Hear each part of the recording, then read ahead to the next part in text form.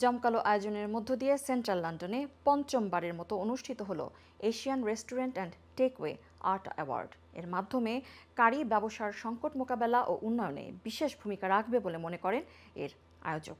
বিস্তারিত দেখুন আমাদের চিফ রিপোর্টার চৌধুরী মুরাদের আরও একটি রিপোর্টে।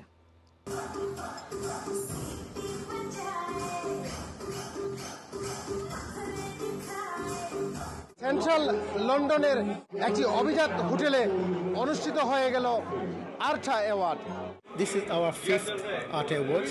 Having awards like this does encourage businesses. Businesses do make additional efforts, extra efforts to do well, especially with Art Awards.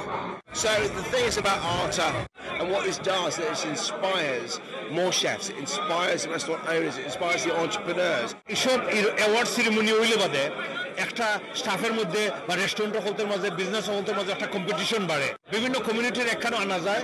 আর্টা আসলে এই যে ট্যালেন্ট এবং সো মেনি বিজনেস এবং ট্যালেন্টের তারা অ্যাওয়ার্ড দেওয়ার মাধ্যমে is encourage the business.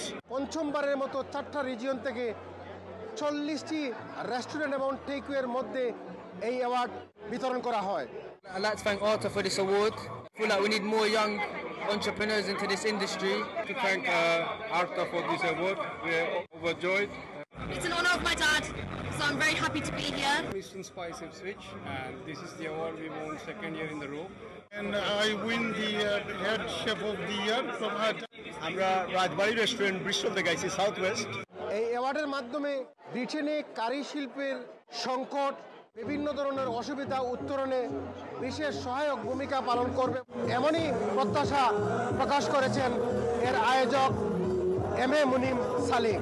One of the challenges we have is we don't have many of the young generation coming into the industry, and the chefs who are there, not many have upscaled themselves. So we need to be able some encouragement to the industry. আর্টা হচ্ছে Asian restaurant and takeaway award. Central লন্ডনের আর্টা award হল থেকে Chowdhury Murad, in TV news, London.